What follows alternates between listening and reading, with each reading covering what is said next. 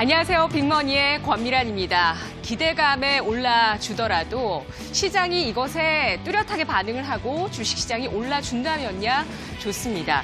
경계하사항은 바뀐 것은 아직 없다라는 현실, 그 결과물을 맞이하는 순간이 될 수밖에 없겠죠. 5월 초가 그러했습니다. 5월 초 주식시장은 현실에 맞부딪혔습니다. 미국이 다시 한번 중국 쪽을 관세로 때리기 시작하면서 무거운 현실이 다가왔는데요. 여기에 미중 무역 분쟁은 장기화될 수밖에 없을 것이다라는 전망에 힘이 실리면서 시장에는 불안감이 엄습했습니다. 이 불안감을 털어내준 구원투수가 바로 미국의 연준이었습니다. 연준이 금리를 인하할지 말지 혹은 보험성 금리 인하로 선제적인 조치를 하게 될지 이것으로 시장을 놀래켜줄지 말지 시장에서는 여러 가지 설왕설래가 오가고 있습니다. 지금 시장은 무역 분쟁의 불확실성보다는 연준에 기대고 있고요. 기대감에 쏠려 있는 모습을 나타내주고 있습니다. 시장은 기대감에 쏠려 있더라도 우리는 균형 감각을 잃어서는 안 되겠죠. 현재 기대감의 현실화 그리고 이것의 당위성이 따라붙기 위해서는 조건이 필요합니다. 무엇보다도 무역 분쟁 이것이 좀 해소되는 국면이 되면 좋겠지만 그렇지 않더라도 서프라이즈 지표라든지 혹은 서프라이즈 정책이라든지 뭔가는 나와줘야 하는 그러한 상황인데요. 놀랄만한 호재를 기다리고 있는 시장의 모습입니다. 그렇지 않다면 어김없이 저항에 되밀릴 수밖에 없는 그러한 시장의 모습이 될 거고요. 1월부터 지금까지 계속해서 시장은 그러한 모습을 유지하면서 약세장의 틀을 깨지 못하는 등락을 거듭하는 움직임 나타냈습니다. 게다가 4월 이후부터 우리 주식시장은 상대적인 여류의 모습이 뚜렷한 상황인데요. 내부적인 모멘텀이 절실하게 필요한 모습입니다. 미중 무역 분쟁이 본격화된 이후에 우리 주식시장은 미국과는 멀어지고 중국과 동조화되고 있습니다. 그리고 적극적인 정책 대응의 필요성이 커지고 있습니다. 짚어보도록 하겠습니다. 하나투자증권에서 오늘 이러한 것에 대한 분석을 내놓았는데요. 미국이 완제품, 우리나라가 미국 쪽에 완제품을 수출하던 구조에서 2000년대 중반 이후에 중국에 우리나라가 중간재를 수출하고 중국이 완제품을 수출하는 그러한 구조로 변화하게 되면서 중국과의 동조화 현상이 굉장히 심화되고 있다라는 측면을 이야기하고 있습니다. 실제로 이러한 상관도를 통해서 확인할 수 있는데요. MSCI 편입국들 가운데서 미국과 중국의 동조화를 따지고 있는 차트입니다. 이쪽 오른쪽에 있는 차트인데요. 선진국과 신흥국 상관도를 살펴보겠습니다. 23개 선진국, 26개 신흥 국가들입니다. 미국과 동조화되고 있는지 중국과 동조화되고 있는지를 볼 수 있는데요. 아래쪽에 하단에 이 하단의 가로선은 미국이고요. 세로선이 중국입니다. 우리나라는 중국과의 상관도가 0.843을 기록하면서 중국 증시의 동조화되는 경향이 굉장히 높고요. 미국과는 0.001을 기록하면서 거의 제로에 가까운 수준을 보여주고 있습니다. 한국 주식시장이 미국과는 무관하고 중국과 굉장히 밀접한 관계를 갖고 있다는 의미가 되겠는데요. 주가뿐만 아니라 환율이나 금리를 비교해서 살펴보아도 현재 우리나라는 중국과 굉장히 동조화되고 있습니다.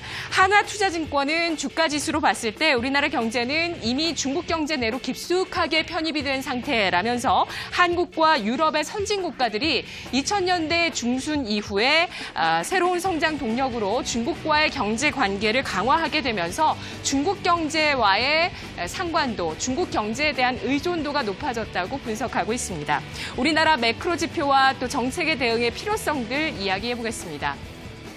KTB 투자증권에서 분석을 했는데요. 수출은 예상보다 회복이 느리고요. 경기 저점을 통과한 가능성을 확인하고 있는 산업활동의 동향이 나오고 있지만 아직은 뚜렷한 개선세를 기대하기는 어려운 현재 매크로 지표의 모습들입니다. 5월의 수출 데이터를 보면 일반 품목 중에서 특히 일반 기계 같은 일부 품목에서 개선세가 나타나고 있고요. 그리고 일부 국가, 대미국이라든지 대인도 쪽의 수출은 증가세를 보이고 있어서 긍정적이지만 현재 비중이 굉장히 높은 중국, 대중국 수출이라든지 반도체 수출은 개선이 나타나고 있지 않다. 글로벌 교역이 위축되면서 확연 완전한 회복을 기대하기 어려운 국면이다라고 분석하고 있습니다. 4월의 산업활동 동향을 보면은 일부 광공업 생산과 설비 투자가 전월 대비해서 2개월 연속의 증가세, 또 경기 선행지수의 순환 변동치가 하락을 멈추면서 경기 저점의 가능성이 있겠지만 이것이 확실한 개선세를 보이기에는 어려운 여건이다라고 분석하고 있는데요. 하방 리스크가 우세하기 때문입니다. 바로 KTB 투자증권은 이 대목을 이야기를 하고 있는데요. 경기 회복의 탄력의 강화를 위해서는 정책적인 대응이 필요한 시점이다라고 이야기를 하면서 현재 우리나라는 확장적인 재정을 운용하는 재정 정책과 금리를 인하하는 등의 통화 정책을 펼 수 있는 그 여력이 충분한 상황이다라고 분석을 하고 있습니다. 먼저 GDP 대비한 비율 살펴보겠습니다. 관리재정 수지인데요. GDP 대비 관리재정 수지의 비율은 지난해 기준으로 마이너스 0.6을 기록했습니다. 마이너스 0.6%는 금융위기 이후의 최저의 적자폭인데요. 이에 따라서 좀 확대할 수 있는 재정의 여력이 있다는 부분들 이야기하고 있고요. 목표치를 밑돌고 있는 물가와 또 경기의 부담감, 글로벌 통화정책 완화 기조 등 이러한 통화정책 같은 경우도 좀 완화 쪽으로 갈 수 있는 그러한 배경들이 놓여져 있다라고 판단하고 있습니다. 한국은행의 스탠스는 아직까지는 매파적입니다. 5월 말에 있었던 금통위에서도 일부 소수 의견으로 금리 인하가 이야기되자 이주열 한국은행 총재가 소수의 의견은 소수의 의견일 뿐이다 라면서 금리 인하 가능성을 일축하는 발언을 했고요.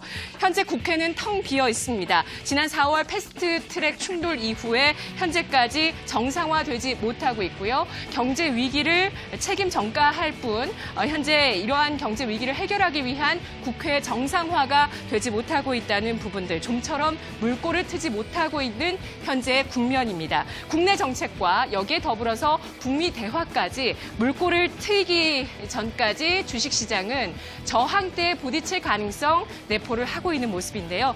헤지펀드의 대부로 불리고 있는 레이 달리오 브리지워터 설립자가 지난해 굉장한 수익률로 주목을 받았습니다. 지난해 글로벌 헤지펀드 업계의 평균 수익률이 마이너스 6.7% 손실이었고요.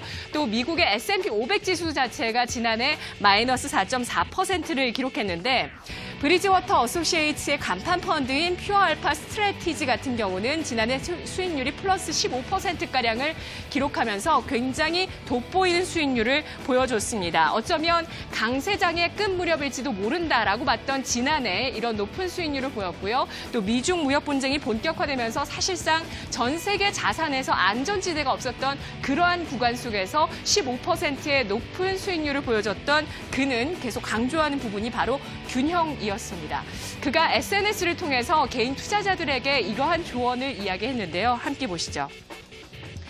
가장 중요한 것은 잘 분산되고 균형 잡힌 포트폴리오를 짜는 것이다.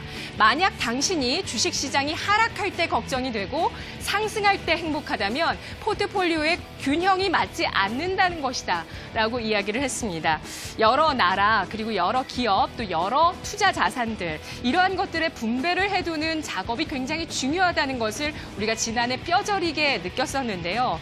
무역 분쟁 이후에 미국과 중국 그 사이에 상관도만 봐도 그렇습니다. 우리나라 주식이 있다면 중국보다는 또 미국 쪽의 주식을 갖고 있다든지 혹은 미국의 국채를 갖고 있는 것이 이러한 부분들이 수익률에 도움을 준다는 것들 이미 많은 분들이 깨닫고 계시고 이제는 조금씩 행동하고 계십니다. 이제 여러분도 조금씩 행동에 나서셔야 될 때가 아닌가 싶은 생각이 듭니다. 사실 우리가 지금 당장 안 입더라도요. 여름에 좀 싸게 팔기 때문에 패딩 점퍼 홈쇼핑에서 좀 사시지 않으시나요? 그리고 집에 이미 흰 티나 청바지가 있지만 이 다음에 입을 거라면서 미리 쟁여두는 흰 티라든지 청바지 이미 있지만 뭔가 아이템을 쟁여두는 그러한 행위들을 하곤 합니다. 사실 옷이나 신발보다 더 미리 준비해야 되는 것이 또 쌀 때 쟁여둬야 되는 것이 바로 주식이 아닐까라는 생각이 드는데요. 자, 지금 위기 대응 차원에서 골드바이 판매가 늘어나고 있다라는 이러한 지표가 어제 이데일리 신문에 나왔습니다. 1월부터 지금까지 꾸준하게 주요 은행의 골드바이 판매 실적이 증가세를 보이고 있는 가운데 지난달 같은 경우는 전달 대비해서 2배가량 급증한 골드바 판매가 나타났습니다. 주식이 떨어져도 올라도 평온하고 안정적인 수익을 즐길 수 있는 포트폴리오를 꾸리는 것이 무엇보다 투자에 있어서 중요할 것입니다. 그리고 위기를 기회로 바꾸는 카드는 바로 현금이죠. 이 현금을 꾸준하게 계속 확보를 하면서 위기에 빛을 발하는 전략을 꼭 실행하시기 바라겠습니다. 알고 있어도 안 하면 아무것도 아니죠. 실행력이 중요합니다. 자, 오늘 중국 상해 종합 지수가 2,900포인트 선 그리고 코스피 지수가 2,100포인트 선을 나란히 진입하고 있습니다. 시장 상황입니다. 김도원 아나운서입니다.